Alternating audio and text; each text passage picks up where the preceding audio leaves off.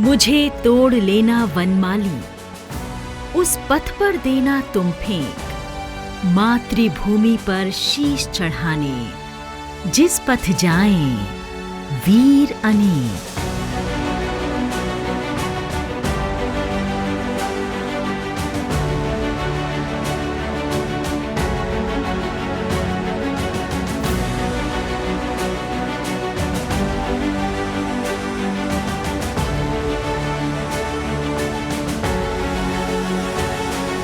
भारत की रक्षा में सदैव मुस्तैद हैं भारतीय सेना और अर्धसैनिक बल,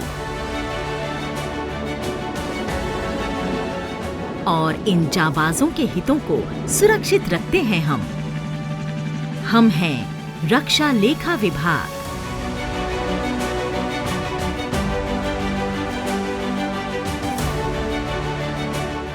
हम भारतीय रक्षा सेवाओं यानी भारतीय थल सेना, भारतीय नौसेना, भारतीय वायुसेना और अन्य रक्षा संगठनों जैसे DRDO, भारतीय तट रक्षक, सीमा सड़क संगठन, CSD आदि के लिए लेखांकन, भुगतान, लेखा परीक्षा और वित्तीय सलाहकार सेवा प्रदान करते हैं।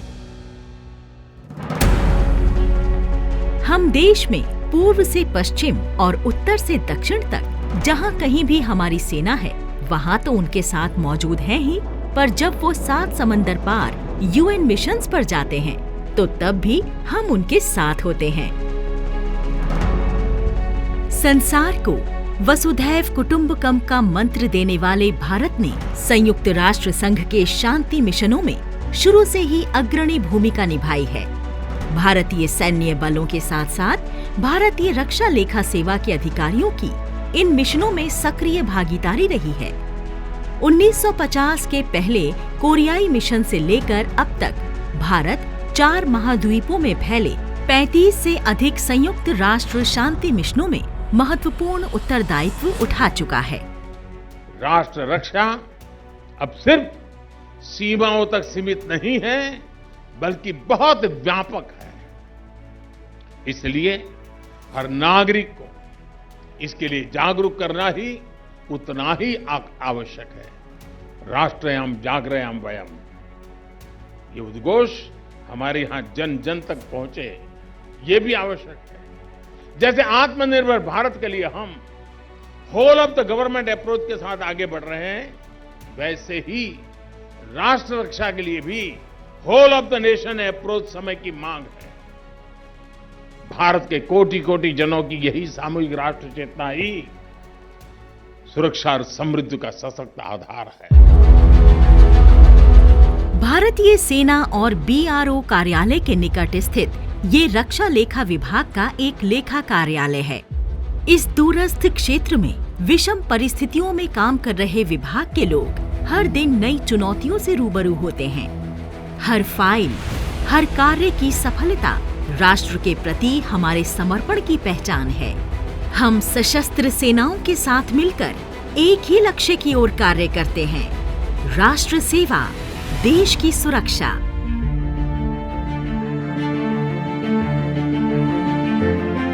रक्षा लेखा विभाग भारत सरकार के अधीन सबसे पुराने विभागों में से एक है। हमारा इतिहास 275 वर्षों से भी अधिक पुराना है। विभाग की नींव पड़ी थी सन 1750 में, जब ईस्ट इंडिया कंपनी के अधीन कोलकाता के फोर्ट विलियम में तैनात सैनिकों को भुगतान करने के लिए पे मास्टर की नियुक्ति हुई थी।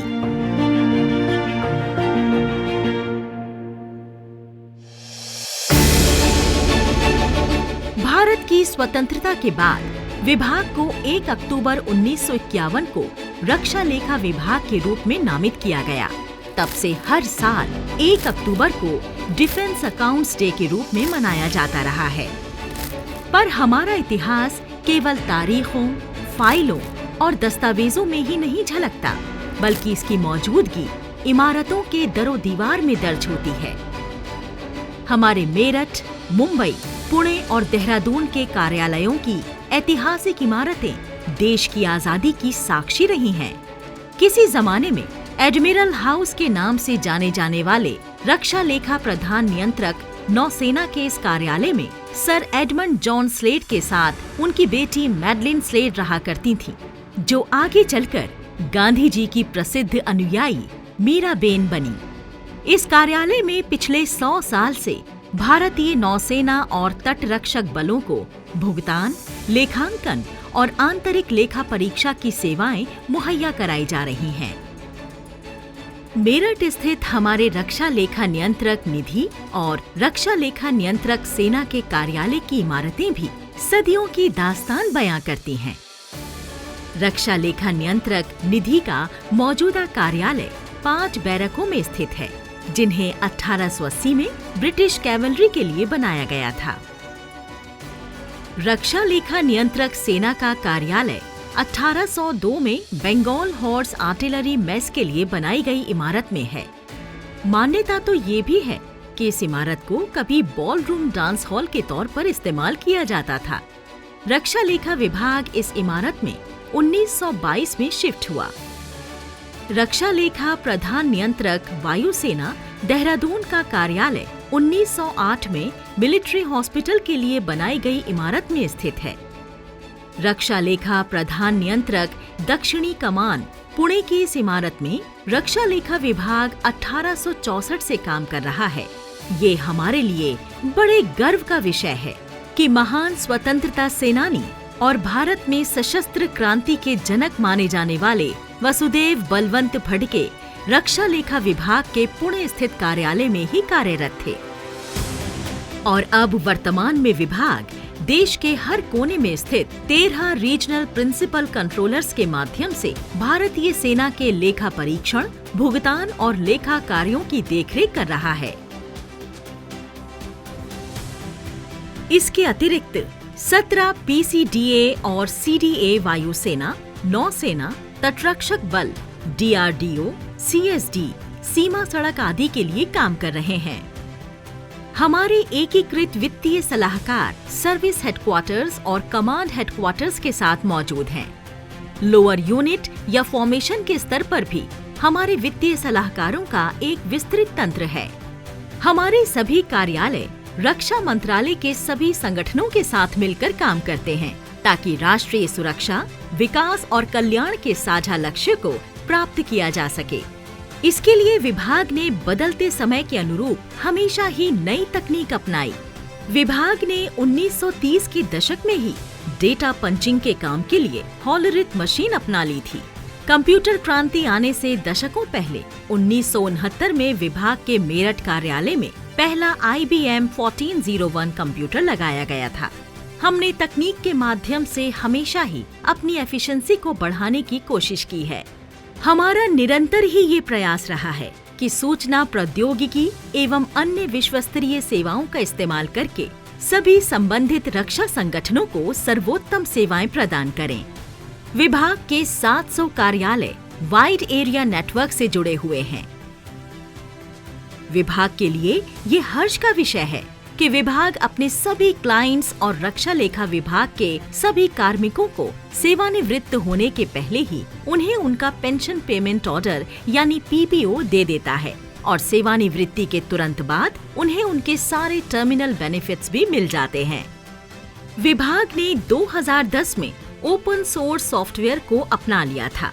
हम पेंशन के लिए स्पर्श, टिकट बुकिंग के लिए DTS, सेना के जवानों और अफसरों के भुगतान के लिए डॉल्फिन और फैल्कन, थर्ड पार्टी भुगतान के लिए ट्यूलिप और व्यय और बजट कंट्रोल को मॉनिटर और कंपाइल करने के लिए NCS और CBS जैसे इन हाउस विकसित किए गए सिस्टम्स का प्रयोग कर रहे हैं। देश भर में हमारे 1110 कार्यालयों का मजबूत नेटवर्क है, जहां उच्च स्तरीय सेवाएं मुहैया कराई जाती हैं। ये हमारी जिम्मेदारी है कि भारतीय सेना और रक्षा मंत्रालय के अधीन अन्य रक्षा संगठनों और उनके असैनिक कर्मचारियों को समय पर वेतन और भत्ते दिए जाएं। भारतीय थल सेना के अफसरों के वेतन भत्तों और क्लेम्स के लिए केंद्रीयकृत रूप से पुणे स्थित रक्षा लेखा प्रधान नियंत्रक अफसर के कार्यालय में प्रोजेक्ट फैल्कन काम कर रहा है। तो दूसरी ओर थल सेना के जवानों के लिए देश के विभिन्न स्टेशंस पर स्थित 46 वेतन लेखा कार्यालयों में मंथली पे सिस्टम की व्यवस्था है, जिसके सुचारू संचालन के लिए प्रोजेक्ट डॉल्फिन काम कर रहा है। इसमें रिकॉर्ड ऑफिस से प्राप्त डीओ पार्ट 2 के आधार पर जवानों के वेतन, अन्य भत्ते व भविष्य निधि की ऑनलाइन प्रोसेसिंग की जाती है, जिससे त्वरित और सही भुगतान सुनिश्चित किया जाता है। जवानों के परिवारजन भी अपनी आवश्यकता अनुसार एटीएम से कैश विड्रॉल कर सकते हैं।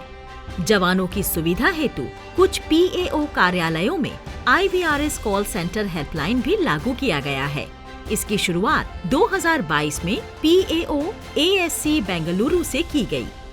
वेतन लेखा कार्यालय अन्य श्रेणी ASC AT जिस इमारत से काम कर रहा है वो 1870 में बनी थी। लकड़ी के फर्श और 21 विशाल दरवाजों वाले इसके भव्य सेंट्रल हॉल का उपयोग अंग्रेजों द्वारा डांसिंग हॉल के तौर पर किया जाता था। इस वर्ष अग्निपथ योजना के अग्निवीरों के वेतन आदि के रखरखाव के लिए दिल्ली में एक केंद्रीय वेतन लेखा कार्यालय भी खोल दिया गया है। हमारा काम सैन्य बलों के वेतन भत्ते आदि तक ही सीमित न होकर सेवानिवृत्ति के उपरांत उनकी पेंशन स्वीकृति, उसके संवितरण तथा उनके मरणोपरांत पारिवारिक पेंशन की भुगतान और संवितरण तक विस्तृत है। रक्षा लेखा प्रधान नियंत्रक पेंशन प्रयागराज पेंशन स्वीकृति की नोडल एजेंसी है। पूर्व में पेंशन वितरण का काम रक्षा लेखा नियंत्रक पेंशन संवितरण मेरठ व रक्षा लेखा नियंत्रक चेन्नई के द्वारा देश भर में फैले DPDOs के माध्यम से किया जाता था। कुछ पेंशनधारी सीधा बैंकों से भी भुगतान पाते थे। अब सारी प्रक्रियाओं जैसे मंजूरी एवं संवितरण को स्पर्श के माध्यम से एक ही प्लेटफॉर्म पर ले आया गया है।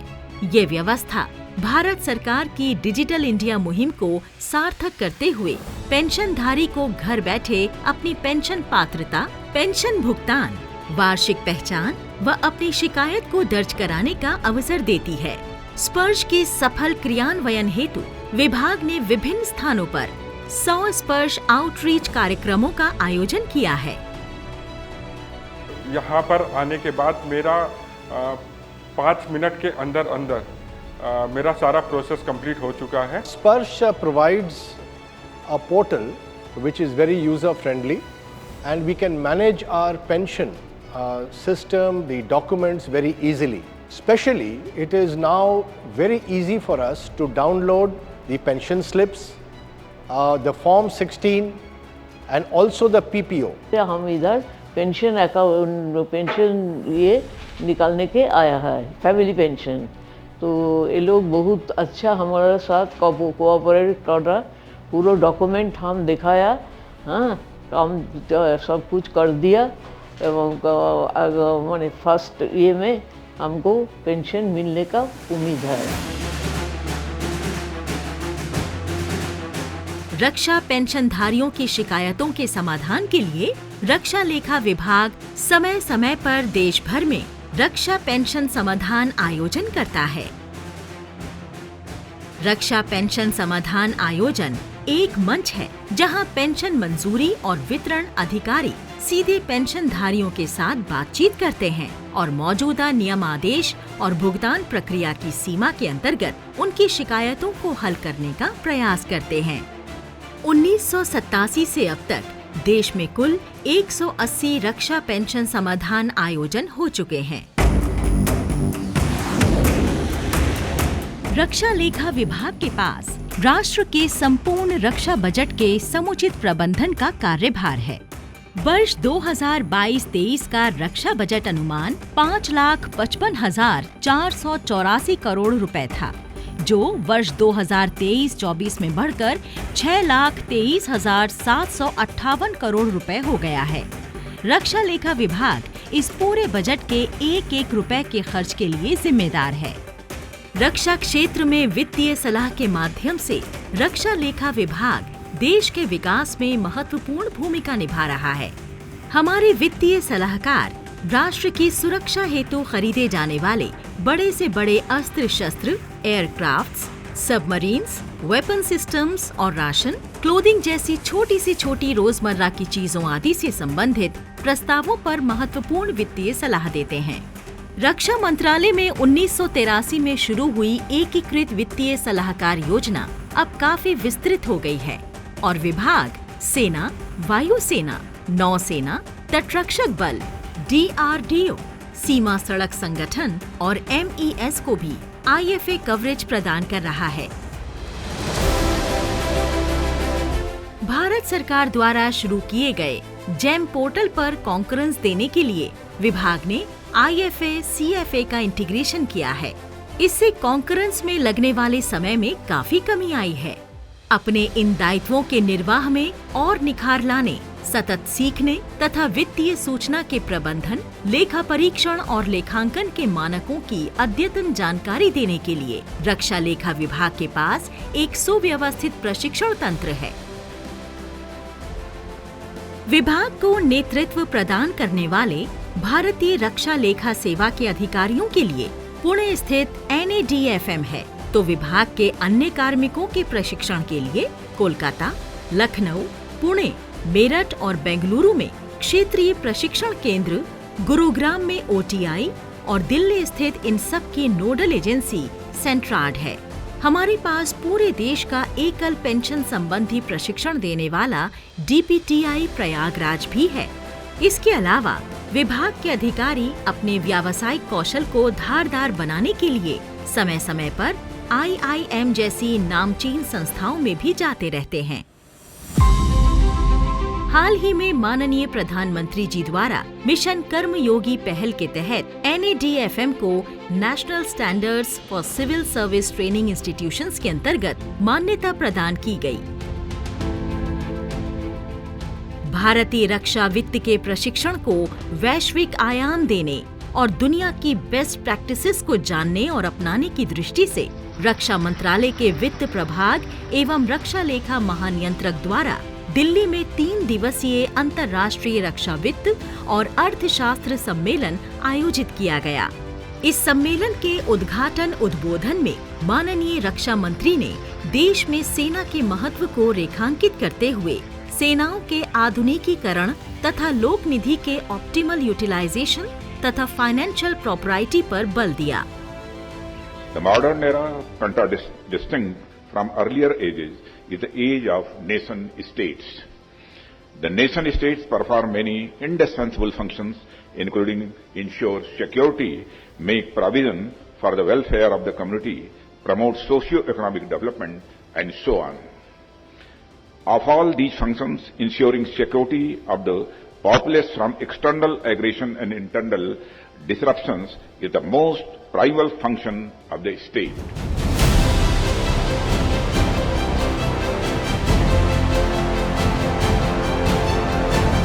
हम अपने विभागीय दायित्वों को तत्परता से निभाकर राष्ट्र सेवा करते रहेंगे और सैन्य बलों के जाबाज सपूतों और उनके परिवार के वित्तीय हितों की रक्षा के प्रति समर्पित रहेंगे।